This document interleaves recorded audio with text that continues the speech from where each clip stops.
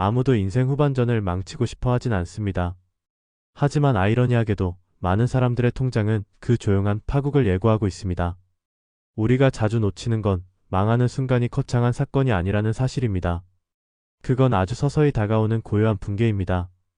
통장 잔고가 서서히 줄어들고 예기치 못한 병원비가 덜컥 찾아오고 자식의 결혼 비용에 생각보다 많은 돈이 빠져나가고 어느 날 아침엔 냉장고 안이 비어있음을 보고도 습관처럼 눈을 감고 넘어가는 바로 그 시간들이 작은 붕괴의 조각들이 됩니다.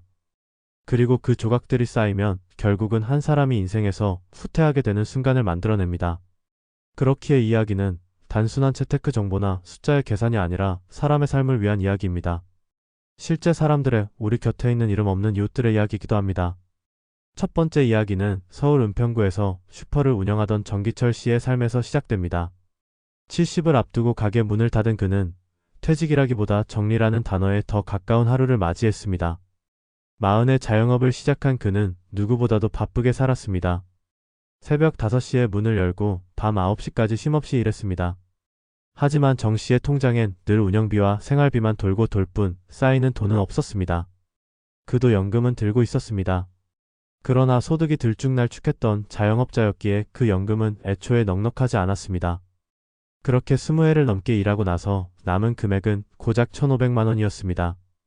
병원비로 벌써 절반이 빠져나갔고 나머지 돈은 고장난 보일러를 바꾸면서 거의 다 써버렸습니다. 그의 아내는 말없이 시장에서 일용직을 시작했고 정 씨 본인은 동사무소에서 어르신 일자리에 신청서를 냈습니다. 마치 퇴직 후에도 아직 퇴직하지 못한 사람처럼 그는 여전히 하루를 버티며 살아가고 있습니다. 통장 속 숫자가 단지 숫자에 그치지 않는다는 것을 그는 몸으로 배운 사람입니다. 다음은 경기도 평택에 사는 김영순 씨의 이야기입니다. 그녀는 공립학교에서 25해를 넘게 근무한 교사였습니다. 매년 충실히 연금보험료를 냈고 퇴직금도 남부럽지 않게 받았습니다. 퇴직 후엔 혼자만의 시간을 즐기고 싶다며 조용한 시골 마을로 내려갔습니다. 그녀는 도시 생활에서 벗어나 매일 아침 새소리에 눈을 뜨고 작은 텃밭을 가꾸며 소소한 행복을 누릴 수 있으리라 믿었습니다. 하지만 막상 살아보니 그 병원은 생각보다 값이 나가는 일이었습니다. 예상보다 훨씬 비싼 생활비, 늘어나는 건강관리 비용, 그리고 조용히 찾아온 우울감. 김 씨는 말합니다. 도시에서의 삶은 정신없이 바빴지만 그 바쁨이 어쩌면 삶을 견디게 해주는 힘이었다고요. 그녀는 퇴직 당시 통장에 1억 원이 넘는 금액이 있었지만 단 3년 만에 절반이 줄어들었습니다. 이유는 특별하지 않았습니다. 늘어난 병원비, 지인 경조사비, 한 번의 해외여행, 그리고 자식의 전세자금 보태준 것이 전부였습니다. 그녀는 최근 다시 시간 강사 자리를 알아보고 있습니다. 통장은 비어가고 있었고 마음도 함께 공허해졌기 때문입니다. 이 두 사람의 삶은 극과 극이 아닙니다. 오히려 우리가 살아가는 평균에 가까운 이야기들입니다. 누군가는 통장에 1,000만 원이 있어도 안심하고 누군가는 1억 원이 있어도 불안해합니다. 그 차이는 숫자가 아니라 그 돈이 만들어주는 삶의 온도와 지속 가능성에 있습니다. 우리는 퇴직을 꿈꾸지만 정작 퇴직 후의 삶을 구체적으로 계산하지 않습니다. 은퇴는 막연한 해방이 아닙니다. 매일 아침 통장의 잔고를 확인하고 다음 달 카드값을 걱정하지 않아도 되는 삶을 만들기 위한 설계입니다. 그러기 위해선 지금 당신의 통장에 얼마가 있는지가 아니라 당신이 매달 얼마나 쓰는지를 알아야 합니다. 그리고 그 지출이 퇴직 이후 몇 년을 버틸 수 있을지를 현실적으로 따져보는 것이 시작입니다. 어느 누구도 망하고 싶어서 준비를 안 하는 건 아닙니다. 그저 아직은 괜찮겠지라는 마음이 쌓이고 쌓여 불안이 되고 그 불안이 현실이 되는 것뿐입니다. 인생은 우리에게 늘 기회를 주지 않습니다. 하지만 통장은 당신의 삶을 증명해주는 하나의 기록이기도 합니다. 거기엔 당신이 얼마나 일했고 얼마나 아꼈으며 어떤 선택을 했는지가 고스란히 담겨 있습니다. 그리고 그 숫자는 앞으로 당신이 얼마나 자유로울 수 있을지를 말해줍니다. 망하지 않기 위해 필요한 금액은 단지 숫자가 아닙니다. 그것은 당신이 다시는 고개 숙이지 않도록 해주는 작은 방패이고 아플 때 망설이지 않고 병원으로 향하게 해주는 안심이며 자식에게 손 벌리지 않아도 되는 자존심입니다. 당신이 퇴직을 생각한다면 혹은 그날이 멀지 않았다는 걸 알고 있다면 지금 이 순간부터 당신의 통장 속 숫자를 직시해야 합니다. 단 한 번의 외식 대신 그 돈을 남겨두는 것, 한 번의 충동구매 대신 노후를 위한 종잣돈으로 바꾸는 것, 그 작은 선택들이 쌓여 당신의 인생 후반을 지켜줄 단단한 기반이 됩니다. 정기철 씨와 김영순 씨의 이야기에서 보듯 중요한 건 누가 더 많이 벌었느냐가 아니라 누가 더 오래 준비했느냐입니다. 그리고 그 준비는 숫자가 아닌 삶의 감각에서 시작됩니다. 은퇴 후에도 자유롭고 싶다면 인생의 계절이 바뀌는 지금 이 순간, 당신은 당신의 통장에 묻고 있어야 합니다. 지금 이 금액부터 채워 넣을 준비가 되어 있는가? 그렇지 않으면 당신이 꿈꾸던 노후는 생각보다 훨씬 빠르게 무너질 수도 있습니다. 삶은 냉정하고 시간은 기다려주지 않으며 준비하지 않은 자에게 두 번째 기회는 없습니다. 그러니 지금 이 순간부터라도 당신의 노후를 위한 작은 준비를 시작해보세요. 그리고 그 준비가 당신의 마지막 계절을 따뜻하게 감싸주는 담요가 되어줄 것입니다. 퇴직 후의 삶은 마치 긴 겨울을 앞둔 사람의 마음과 닮았다. 준비된 자에게는 고요한 풍경이지만 그렇지 않은 자에게는 바람마저도 가혹하게 느껴지는 계절이다. 우리는 대부분 퇴직이라는 말을 끝으로 이해하지만 사실 그것은 또 다른 생의 시작이다. 다만 이 시작은 정년을 통과했다는 이유만으로 허락되지 않는다. 수입이 사라진 그날부터는 내가 쌓아둔 자산이 나를 먹이고 입히며 지켜주는 유일한 기반이 된다. 그러므로 퇴직 이후 망하지 않기 위해 반드시 필요한 것은 삶의 규모를 유지할 수 있을 만큼의 현금 흐름이다. 하지만 많은 사람들은 여전히 착각 속에 산다.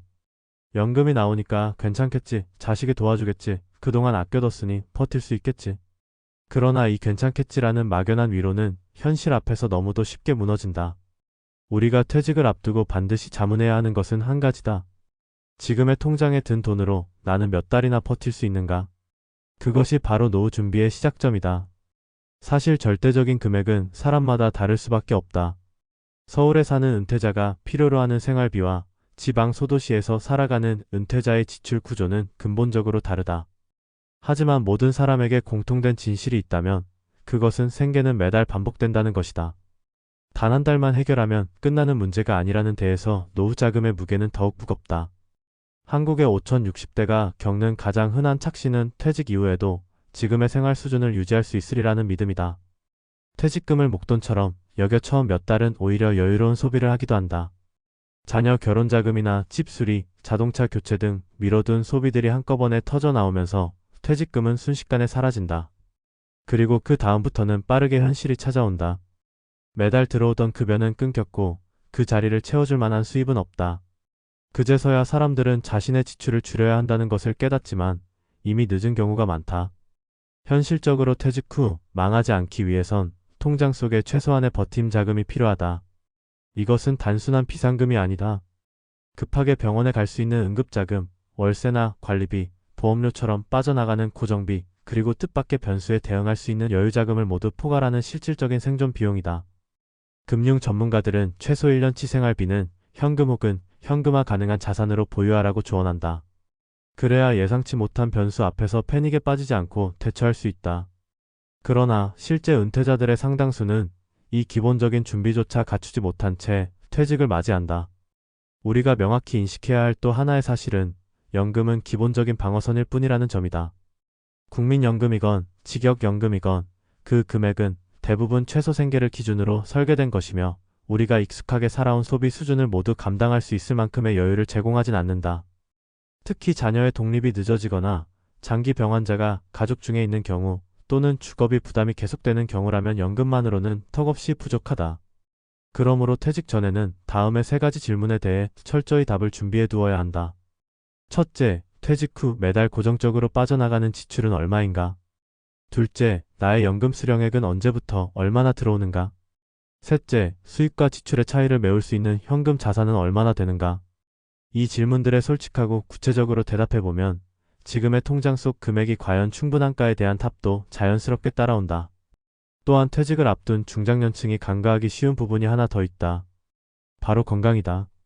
건강은 자산의 손실을 가장 빠르게 유발하는 요인이다.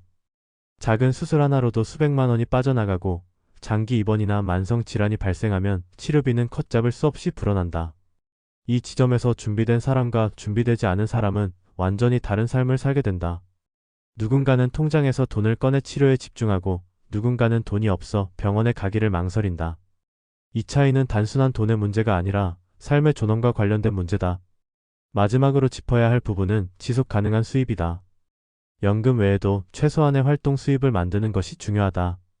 이는 단순히 돈을 벌기 위한 것이 아니라 정신적 공허함과 사회적 단절을 예방하기 위한 방편이기도 하다. 실제로 퇴직 이후 우울감과 외로움, 무기력증을 호소하는 이들 중 다수는 자신이 사회에서 분리되었다고 느끼는 순간부터 삶의 의욕을 잃는다. 그러므로 작은 일이라도 자신이 여전히 사회에 참여하고 있다는 감각을 유지할 수 있는 활동을 만드는 것이 중요하다. 결국 퇴직 후 망하지 않기 위해 우리가 해야 할 일은 단 하나다. 지금의 통장을 들여다보고 내 삶이 이 돈으로 얼마나 지속 가능할지를 냉정하게 계산하는 것이다. 추상적인 낙관이나 감정적인 기대는 결코 삶을 지탱해주지 않는다. 숫자는 냉정하지만 그 숫자가 만든 기반은 따뜻한 삶을 가능하게 한다. 그 숫자가 당신의 건강을 지키고 당신의 품위를 유지하며 당신이 스스로를 지킬 수 있게 만든다. 그러니 오늘부터라도 당신의 통장과 진지하게 대면하길 바란다. 그리고 망하지 않는 인생 후반을 위해 필요한 만큼의 금액부터 차근차근 채워가길 바란다. 삶은 준비된 자에게만 따뜻한 겨울을 허락한다.